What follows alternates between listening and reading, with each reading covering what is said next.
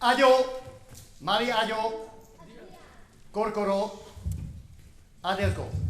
Jeď, duj, 3, start!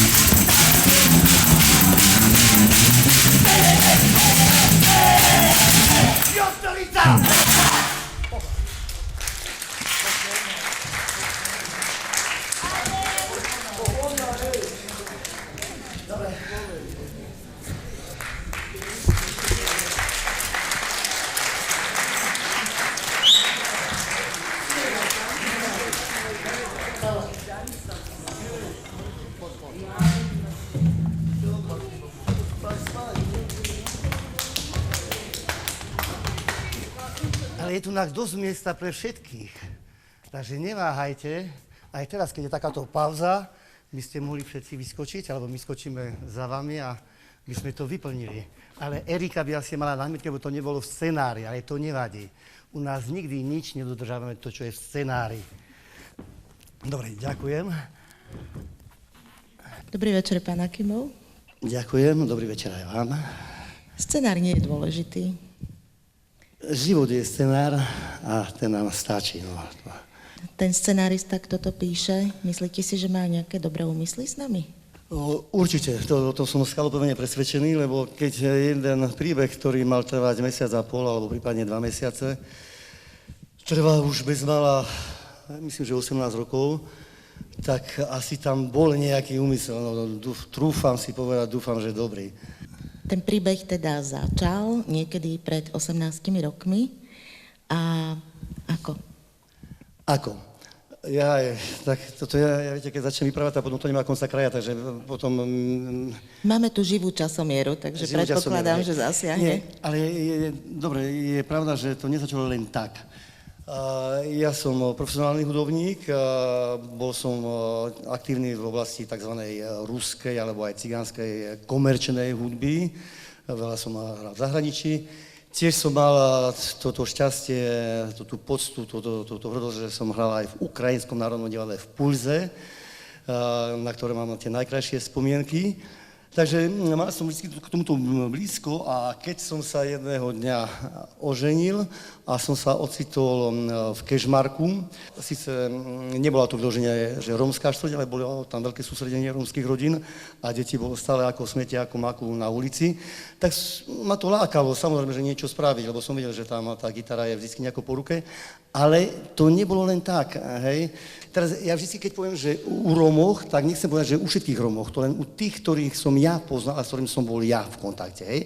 Ale je pravda, že som bol v kontakte s mnohými Rómami, takže často takto funguje. Čiže proste, aby som to zhrnul jednoducho, keď človek príde s nejakou myšlienkou, s nejakým nápadom, tak to je tak niekedy aj tak trocha podozrivé, že prečo, na čo a to, čo za tým je, chceš zarobiť peniaze, on bude na nás zarábať a tak ďalej. Proste, keď som aj chcel niečo začať, tak sa to nejako neujalo. Až jedného dňa moja švagrina, sestra mojej manželky, Anna Koptová, ktorá bola v tom čase akorát založila divadlo Romatán v Košiciach, tiež boli prvé časy denníka, či týždenníka, alebo mesačka, už neviem, Roman Olil. Proste bola taká veľmi bohaté obdobie na rôzne iniciatívy. Tak Hanka prišla ku nám do Kežmarku a povedala nám, hýbte sa, robte konečne niečo. A to bol veľmi dôležitý moment, lebo Hanka Koptová to bolo, možno niektorí poznáte, je to zakladateľka Romatánu, zakladateľka na Romanov novelu, aj zo Šilanova a tak ďalej, píše slovníky, len to tak frčí a v tom čase bola poslankyňou v Slovenskom národnom parlamente, ak sa nemýlim. Takže bola to pre všetkých a nielen pre nás autorita. Autorita pre rodinu, to už je dôležité, že niekto v rodine príde niečo a ho všetci počúvajú, a aj pre tých ostatných, pre celú tú ulicu a povedala, a prišla proste s takou malou úderkou z Romatanu, spravili také voľaké predstaveničko. Vám sa priznám, že ja už ako vtedy starý, skúsený svetoborec, som si istý bol, že z toho nič nebude. Lebo prišli voľaky tam tancovať, spievať a tých chalaňov, čo som videl na ulici, takí no skôr polográzli ako poloumelci. Ja som si myslel, že toto nič nemôže byť, čo ich tam potom. Ale nie sa to hneď ujalo. Tí tam prišli, začapošovali, tí povedali, tak čo, aj my vieme čapašovať. No proste sa to rozbehlo hneď. Minutím prútika, pravda, že bol za tým aj projekt výchovný, mali sme doučovať matiku, chémiu a fyziku a potom sme robili čardáše, čapaše a hopaše. No ale tak sa to ujalo. A je pravda, že odvtedy až doteraz tou hnacou silou to je tá mládež. Ja tam trieskam na toto, samozrejme, ma to baví, ale sám o sebe to by nebolo ono. Tak vždy, keď je, viete to ako ten zákon trhu, keď je dopyt, že prídu Ujo, Ivan, kedy je skúška, no tak potom tá skúška je. A teraz toto 18 rokov trvá stále, že stále Ujo, Ivan, kedy je skúška. Počujete? Je to tak, hej. To hovorím tam tým, čo sú vzadu, hej, našim, hej. Stále mi volajú, no tak jasné, že takže ideme ďalej. My sme si povedali, že scenár prakticky nie je dôležitý a pri vašom súbore Kesajčave, ako ste hovorili, ten scenár naozaj neplatí. Vy sa pokúšate v podstate tú spontánnosť a neopakovateľnosť tej chvíle, tej situácie preniesť aj na pódy, aby sme si to užili aj my ostatní. Ako funguje taký bežný deň Ivana Akimová, keď je skúška?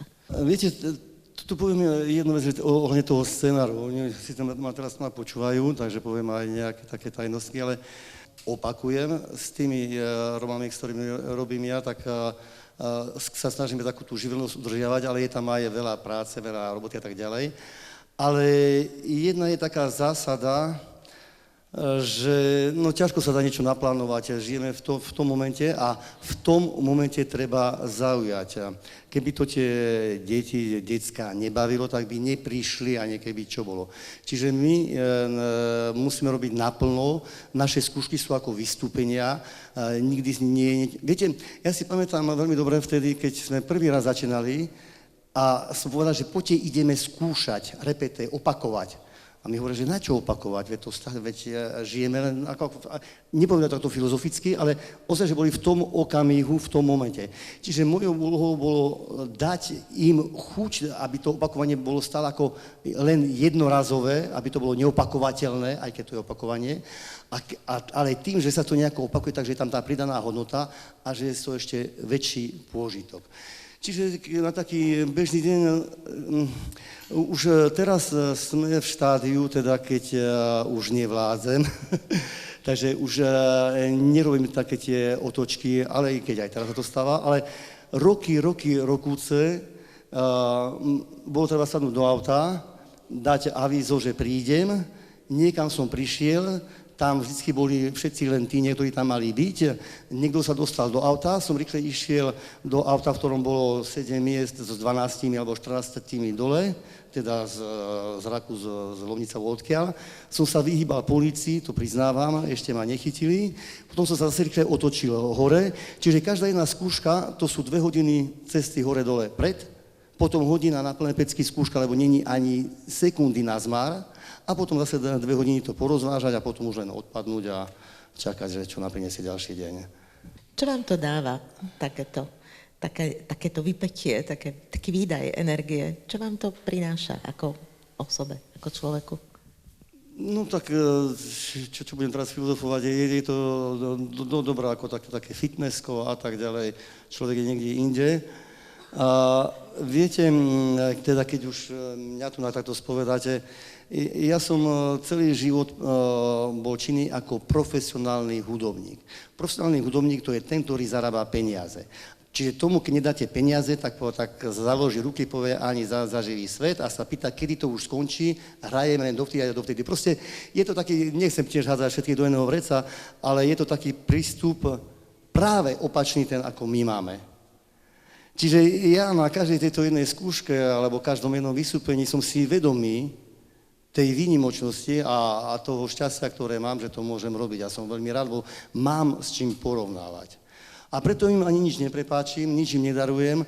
Každá naša skúška, každé naše vystúpenie ako v Národnom divadle, to je jedno akom, to nevadí, že... A ja dneska sú tu tiež niektorí, ktorí sú tak prvýkrát.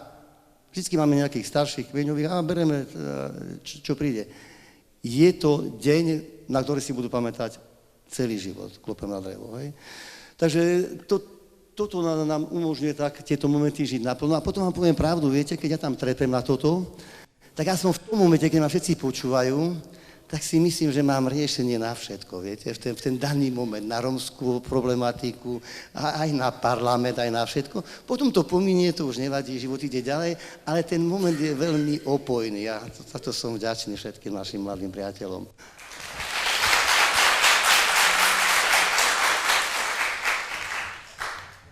Ja si pamätám, že vy ste trepali aj takým parohom, alebo čo to bolo? Ja trepem všetkým, čo mi príde pod ruku. To absolútne.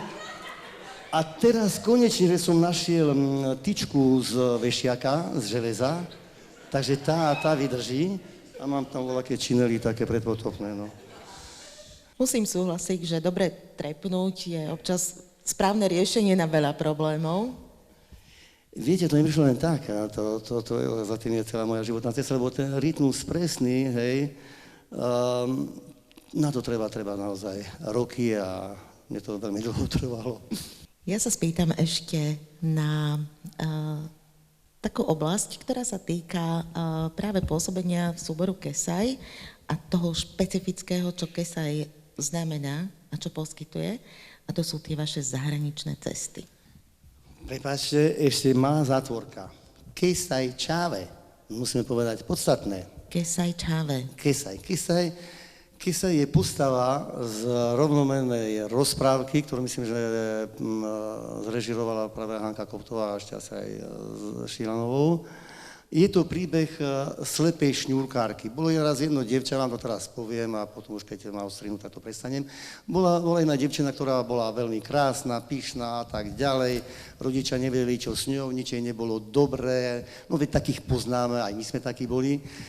A taká bola odporná, až sa na ňu zosýpala kliatba a oslepla.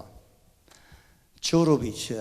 Otec zúfal a dievčine to nepomohlo. A je tento údel osudu nenapravil jej charakter. Nič, stále bola taká hnusná, nikoho nemala rada, celý svet bol zlý, všetci boli na vine, len ona nie. A jej otec prišiel za vílou Kesaj a tá mu povedala, nauč ju niečo robiť. Aj keď nevidí, ale môže aspoň korálíky robiť. Tak dala si povedať, začala sa tomu venovať, začala tie koráliky rozdávať a proste našla nejaké to uspokojenie a tým pádom, ako to v rozprávkach býva, Vila jej vrátila zrak a tak ďalej. Čiže motto tejto rozprávky je Vila, keď sa jej hovorí, kto chce lásku dať, ju musí vedieť dať. Takže toto je náš program. Nehovorím, že sa nám ho vždy podarí splňať, ale tak ho skromne hlásame a sa snažíme šiť a hlavne medzi sebou, hej, tiež, že ťahať za jeden koniec, nie každý proti každému a tak ďalej. To už by som teraz zabrdal do politiky. Takže toto som chcel povedať, ale už som totálne zabudol, že ste sa ma pýtali na začiatku. Ja ďakujem za príbeh o Vile Kesaj, lebo ja som sa na to chcela potom v ďalšom vstupe obrátiť, teda opýtať. Ja som sa pýtala, že Vila Kesaj Čave, a precestovali aj dosť kus sveta. A čo všetko, kde všade ste boli, čo všetko ste zažili a vlastne ako ste pôsobili, kde? No, máme za sebou, najprv troška teraz budem machrovať, ja neviem, asi 80 alebo 90 zahraničných zájazdov a nespočetné množstvo destinácií a tak ďalej. Ale čo chcem povedať, že samozrejme, ja som si nemyslel, že to bude trvať tak dlho. Sme mali, žiadny plán sme nemali, sme si myslím, že jednu sezónu a týmto hasne. Ale viete, sa pamätám veľmi dobre, že ako to začalo, teda sa nacvičovalo tam na tej ulici Romskej v Kežmarku, bolo treba nejaké vystúpenia, detská chcú mať vystúpenia, to je normálne, sa chcú ukázať, tak sme boli v Košiciach, v Bratislave, no ale to chcelo niečo viacej. A tu v Prešove v tom čase bol nejaký seminár medzinárodný. Ale veď, čo by som nepovedal, poviem ako je. Bol to seminár o rómskych monitoroch, hej, rómsky mentori, nie mentori, asistenti učiteľa, niečo takého, hej. Čiže Európska únia a všetci dokopy tu nás sem prišli a že ako budeme učiť slovenské deti chodiť do školy. Vo Francúzsku máte takú 90%, ale nechcem preháňať, mimoškolskú, teda nedochádzku do školy. To je otrasné tam, hej. Oni tam mali vtedy asistentov učiteľa asi 4 alebo 5 a tu už ich bolo, neviem, asi 200 alebo 300, hej, a to dobre fungovalo. Ale nevadí, bol to projekt európsky, takže sme boli všetci európsky. Ja som tam bol len tak ako taký tlmočník, lebo mne vypadol, hej. A bola tam náhodou práve jej kamarátka, jedna dobrá známa, dve učiteľky, ktoré vyučovali vo Francúzsku v tých karavanách, hej, v mobilných školách. Behali za kočovníkmi a ich doučovali. Čiže ovládali troška aj prax a realitu a tak ďalej. Takže hneď ako sa dalo, som ich stiahol, lebo to ich tiež ako nebavilo tam toto mudrovanie a prišli do Kežmarku, videli tú našu skupinu, ktorá bola úplne v plienkách. niečo vám vybavíme a tak ďalej. A čo sa stalo? Tam tá jedna z tých, Anny sa volala, pôsobila na východe, na hraniciach nemeckých a francúzskych a bolo tam mestečko Tomblen.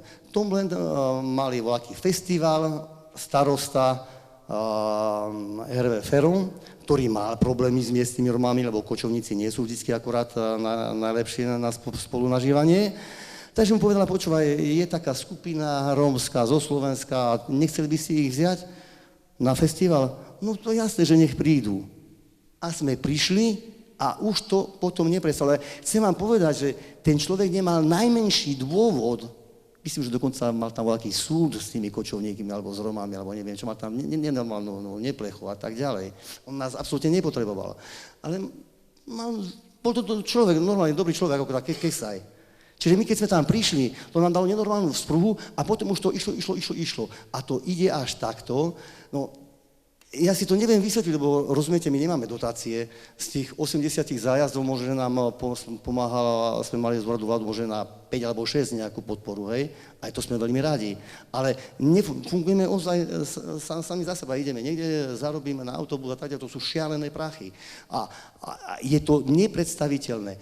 Ale pre mňa príbeh Kesaj Čave je dôkazom toho, že ľudia nie sú až takí zlí. Nie len my máme starosti alebo problémy, hej, a my si stále myslíme, že len na Slovensku to je ťažké a tak ďalej, a že naši Romovia neviem čo. Všade inde, samozrejme, vo Francúzsku je spústa migrantov z Balkánu. To sú pohyblivé osady a nerobí to vždy dobre, my ich dobre poznáme, sú to naši kamaráti. Ale proste verejná mienka nie je priaznivo naklonená. A napriek tomu vždycky sa nám nejako podarí, asi takto, keď teraz sedím tu a teraz mi niekto povie, no tak počúvajte, o mesiac alebo dva je voľaký festival, alebo tam prídete, neprídete, jasné, nemáme na cestu, no tak možno niečo vymyslíme a dá sa to. A takisto ako aj u nás, aj na západe, keď pustíte telko alebo čítate noviny, tak si myslíte, že sú všetci fašisti a že už koniec, rasisti už väčší byť nemôžu. Je pravda, že verejná mienka je tvrdá, doba je ťažká, ale to človek by veľmi ľahko uveril, že ľudia teraz budú zúfali, že budú jeden na druhého len zlí. Nie je to pravda. My takto chodíme, nič nepýtame, nikde nežobreme, alebo čo, ideme, dáme to, čo máme v sebe, to, čo sme nacvičili. Ľudia sa o to veľmi radi podelia a ide to ďalej. Ja si myslím, že ľudia sú veľmi čudní. Hej? Niektorí sú natoľko čudní, že majú aj radi aj rómsku kultúru. Možno je to aj tým. No, viete, neviem ja nejako sa vyjadriť a vraciam sa k tomuto, ale si myslím, že tá kultúra, že toto je to podstatné. Sa hovorí o kadejakých krízach, ale keď áno, poviem to, keď niečo môže zachrániť náš svet, tak to je kultúra. Kultúra to je všetko, to je ten úsmev, to je dobrý deň, ďakujem, nič viac. A už potom môžeme aj robiť jadrovú fyziku, ale týmto treba začať. Ja som mala takú možnosť sa porozprávať aj s niektorými členmi súboru, ktorý tu dnes vystupoval, so staršími členmi. A všetci dvaja mi povedali, že si nepamätajú, kedy nechodili do toho súboru, že tam chodia celé roky od detstva a že im to strašne veľa dalo a že sú vďační za to, že majú človeka ako Akimov, ktorý pri nich stojí. Čo si o tom myslíte?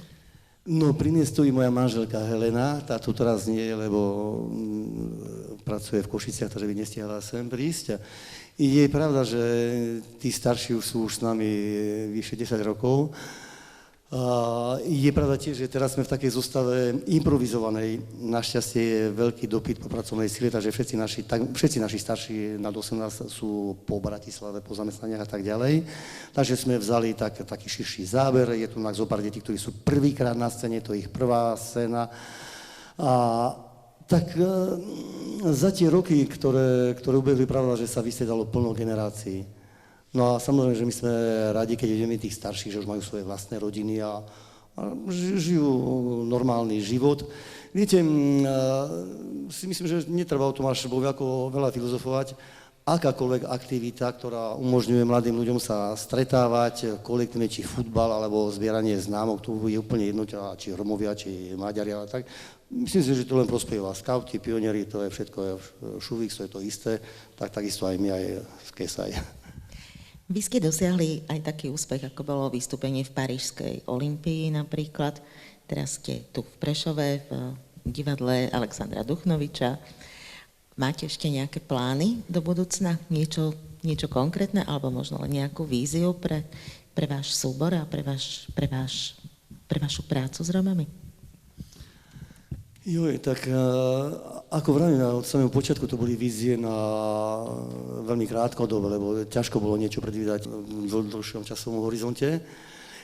Je pravda, že sme mali teda, poviem aj šťastie, že sme mohli účinkovať na jednak tej olympii, ktorá je mekou umeleckého sveta, a aj na iných miestach, ale to bola aj taká zhoda náhod, hej.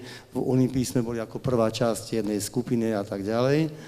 Takže niečo ako predskokanie. Áno. Takže to nie, že sa splnili naše sny, ale sa presiahli, hej, oveľa viacej. Teraz je pravda, že sme sa v poslednom čase venovali aj manželkám, spolu s kolegami sme viedli takzvané rómske gymnázium v Kežmarku, takže sme v poslednom čase sa ozaj zamerali na týmto smerom viacej. Teraz opäť sa vracame viac k súboru, ale už máme teda, za každým prídu nejaké ponuky, alebo čo tak tie sa snažíme zrealizovať. Stále si hovoríme, že by už bolo na čase aj troška pribrzdiť, toto búchanie, to je pekné, no ale možno, že by som už mohol aj troška menej decentnejšie. Stále mi manželka hovorí, že to nie je tak, že to, vidíte, teraz to nie je tak, že všetko vám prezradím, že netreba búchať, netreba a tak ďalej. Takže zase len tak by som povedal, ten časový horizont je na jednu sezónu, o mesiac máme ísť na krásny zájazd, Paríž, Marseille, Nice, Azorové pobrežie hore-dole, tak toto chceme absolvovať. No a potom už závisí od toho dopytu, ako hovorím, na našich mladých, že čo ako. Ďakujem vám veľmi pekne za rozhovor. Ďakujem za to, že ste prijali naše pozvanie a že ste ochotne odpovedali na niektoré otázky. Ak je niečo, čo by ste nám chceli ešte na záver povedať, budem veľmi rada. A potom sa už budeme venovať ďalej vášmu vystúpeniu. Milý rád, ja vám ďakujem a aj všetkým prítomným, že ste nás poctili vašou návštevou a pozornosťou. Ja by som chcel ešte spomenúť jeden fakt, o ktorý sme vôbec nečakali a ma prekvapil. Tým, že chodíme pravidelne, a to tiež nechodím pravidelne, že sme veľké hviezdy, alebo neviem čo, chodíme, lebo máme tam tie naše kontakty a máme tam svoje publikum a tak ďalej a niekedy je jednoduchšie ísť niekam veľmi ďaleko ako niekde blízko. Proste už asi 10 rokov sme v takom užšom kontakte s Romami z Rumúnska, z Balkánu, s migrantmi, ktorých vidno neurekom na každom rohu v západných krajinách. A je to skúsenosť, ktorá ma prekvapila, lebo tak ako keď sme ich videli po prvýkrát, týchto ľudí, a boli naozaj, aj sú veľmi prítomní, sme boli pobúrení, sme videli ľudí, ktorí žobrali, ktorí vlastné deti zneužívali, aspoň z nášho pohľadu. A nám to absolútne nešlo do hlavy. Nie len mne, mojej manželke, ale aj vôbec naši mladí. A práve preto sme aj boli zvedaví, že čo je za tým. A vďaka našim mladým sme sa mohli zblížiť, lebo deti sa veľmi ľahko zblížia. Takže už teraz asi 10 rokov už viacerí sú naozaj stálými členmi nášho súboru a už sme videli 10 rokov, ako táto populácia sa vyvíja. Tak je to veľmi zaujímavé, vlastne toto je iný troška rómsky svet, viacej archaický, viacej také tam tradície, viacej hrajú rolu. A som prekvapený, že je veľmi životaschopný, lebo za tých 10 rokov naozaj sme videli ľudí, ktorí boli na ulici, doslova na ulici, a nie mesiac, roky, a sa predsa len niekde inde vypracovali. Ale čo chcem povedať, čo bolo pre mňa prekvapením, že samozrejme, že my sme sa nejako snažili zblížiť cez muziku. Takže oni sú všetci takého balkánskeho razenia, orientálneho, tam je manele, rumunské, orientálne tance, tak som si hovoril, no, tak na tieto naše, hej, Pavlovce a tak ďalej, Dášu, to ich asi nebude baviť. Ale je veľmi zaujímavé, že práve tam sme videli v styku s nimi a takisto aj s Žitanmi, aj s Manušmi, lebo každý Rom, keď stretne druhého Roma, povie, ty nie si Rom, len ja som ten pravý, že tú silu rómskej kultúry a rómskej kultúry slovenskej. Viete, nechcem teraz nejako tu filozofovať alebo voľaké bajky vyprávať, ale to je naozaj naša skúsenosť, že ten živelný prístup ku kultúre, proste tá pesnička, ako aj teraz naši tam tu sedeli a už to všetko spievalo, to inde nie je. Keď idete niekam ku Španielom, hej, tak tam jeden bude od zemok skákať španielsky od ušu a ostatní sa pozerajú, no není to bolo nejaké záživné.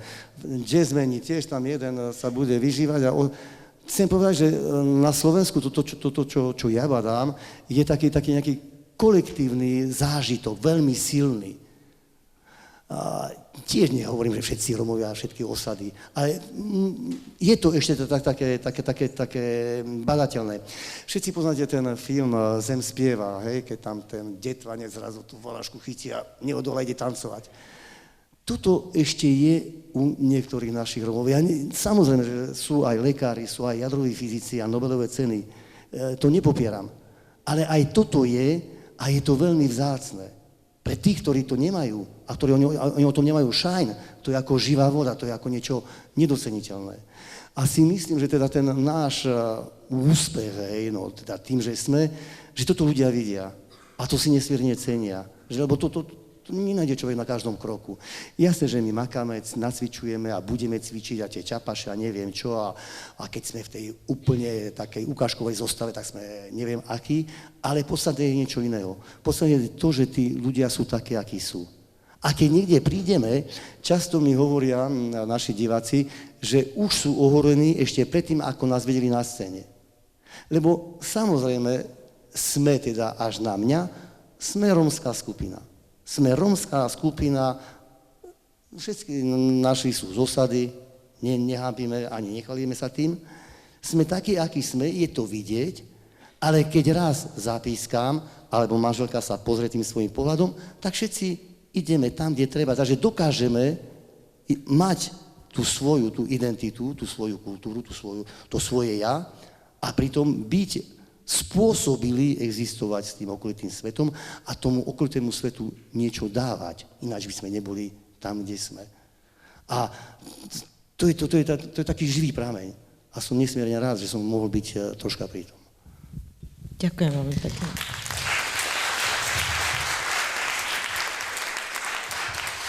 Takže teraz ideme na to ďalej? Ideme hrať, spievať a tancovať. Dobre. Takže vám poviem to, čo nikdy nehovorím, lebo ja nikdy nehovorím to, čo bude sa hrať, lebo nikdy neviem, čo sa bude hrať. Ale teraz začneme prológom, prológ z filmu, potichu tam vzadu, Cigáni idú do neba. Všetci ste ten film videli, to je krásny film, fantastický. Takže, no jasne, vidíte, nie je to vysoko, tunak je to nebo, hej, ale aj vy ste súčasťou našho neba, lebo bez vás by sme nemohli byť. Takže ešte raz veľká vrelá vďaka, že ste prišli v takom hojnom počte. A vydržte to s nami ešte tých 20 minútok. Ja tam troška potrepem a troška zahráme. Ďakujem, Erika. Ďakujem, Maja. Muzika, len muzika.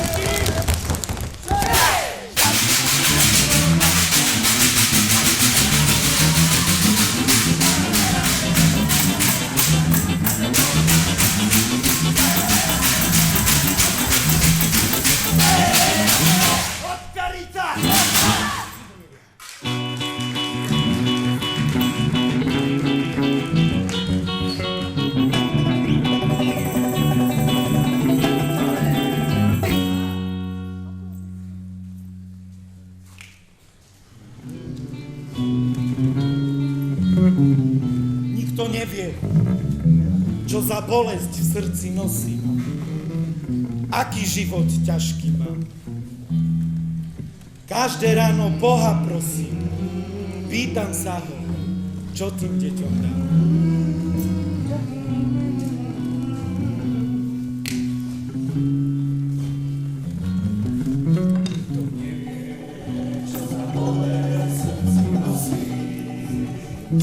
aký život ťažký mám. Každé ráno Boha prosím, spýtam sa čo tým deťom dá.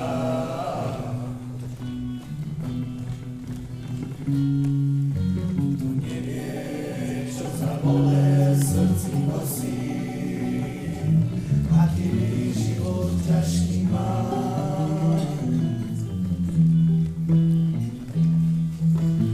Každé ráno Boha prosím, spýtam sa čo tým deťom dá.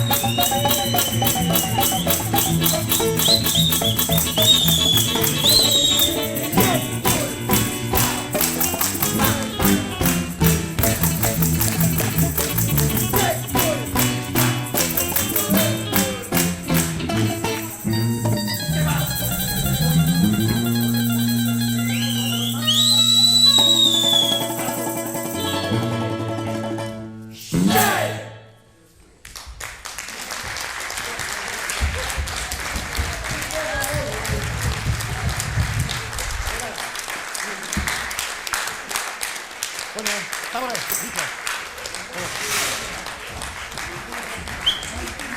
Rýchlo.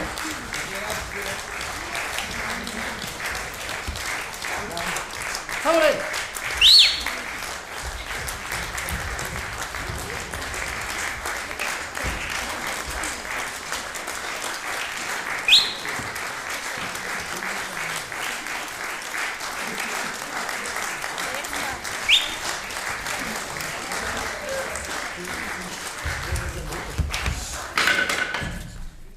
Vďaka, vaše potlesky odovzdáme mojej manželke Helene, lebo si ich plne zaslúži. Potlesk pre pani Helene.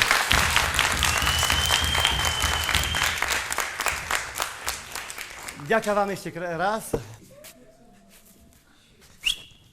Poď sem. No, poď. Poď. Nám bude lepšie spolu, hej? Poď. Toto je Kika. Kika, ak ste si všimli tento účes, zľava a sprava, hej? Takže buď taká láskavá, tak takto zľava. Hej, tak, ďakujem.